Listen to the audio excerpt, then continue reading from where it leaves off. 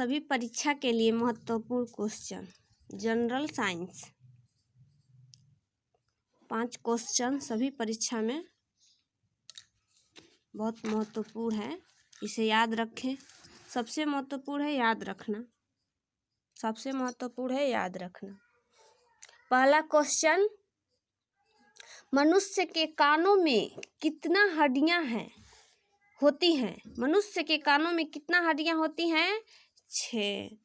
ये भी क्वेश्चन पूछ सकता है, मनुष्य के एक कान में कितना हड्डियां हैं? तो 3। एक कान में कितने हड्डियां हैं? 3। उन हड्डियों का क्या नाम है? पहला इनकस, दूसरा मालेयस, तीसरा स्टेपस। हमारे शरीर के सबसे छोटी हड्डियां कहाँ पर पाई जाती है? हमारे शरीर की सबसे छोटी हड्डियां कहाँ पर पाई जाती है? कानों में। उस हड्डियां का क्या नाम है? स्टेपस। सबसे छोटी हड्डियां का क्या नाम है? स्टेपस। और सबसे छोटी हड्डियां कहाँ पर पाई जाती है? कानों में।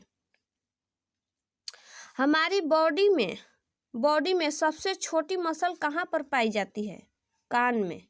हमारी बॉडी में सबसे छोटी मसल कहाँ पर पाई जाती है? कानों में। कानों में ही पाई जाती है। उस सबसे छोटी मसल का क्या नाम है?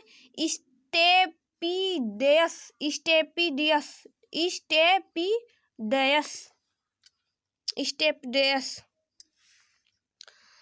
हमारी कान सुनने के अलावा और क्या काम करती है? बैलेंसी। हमारी कान सुनने के अलावा और क्या काम करती है? बैलेंस।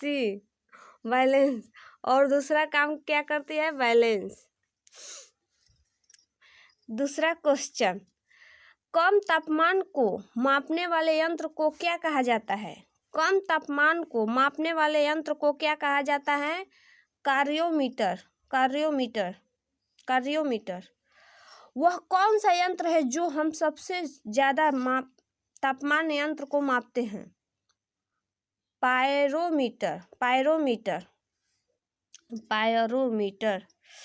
तीसरा क्वेश्चन, सूर्य और तारों पर ऊर्जा का स्रोत क्या है? सूर्य और तारों पर ऊर्जा का स्रोत क्या है? हाइड्रोजन का हीलियम। सूर्य और तारों पर ऊर्जा का स्रोत क्या है? हाइड्रोजन का हीलियम। हीलियम में परिवर्तन। हाइड्रोजन का हीलियम में परिवर्तन। क्वेश्चन ध्यान से सुने, बहुत इम्पोर्टेंट क्वेश्चन है, बहुत अच्छा क्वेश्चन है, इसे याद रखना बहुत जरूरी है। सूर्य और तारों पर ऊर्जा का स्रोत क्या है? हाइड्रोजन का हीलियम में परिवर्तन। हाइड्रोजन का हीलियम में परिवर्तन। चौथा क्वेश्चन, मनुष्य की सुनने की क्षमता कितनी होती है? मनुष्य की सुनने की क्षमता कितनी होती है? 20,000 से 20,000 तक। 20,000 से 20,000 तक सुनने में क्षमता होती है, सुनने की क्षमता होती है। पांचवा क्वेश्चन, सौर ऊर्जा को विद्युत ऊर्जा में बदलने वाले यंत्र को क्या कहा जाता है? सौर ऊर्जा को विद्युत ऊर्जा में बदलने वाले यंत्र को क्या कहा जाता है? Photovoltaic cell. सौर ऊर्जा को विद्युत ऊर्जा में बदलने वाले यंत्र को क्या कहा जाता है?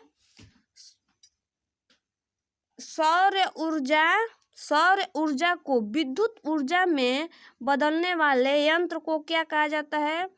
Photovoltaic cell. क्या कहा जाता है? Photovoltaic cell. सौर ऊर्जा को हम सोलरफुल एनर्जी भी बोलते हैं। सौर ऊर्जा को हम सोलरफुल एनर्जी भी बोलते हैं। सौर ऊर्जा को हम सोलर एनर्जी भी बोलते हैं, सोलरफुल एनर्जी भी बोलते हैं।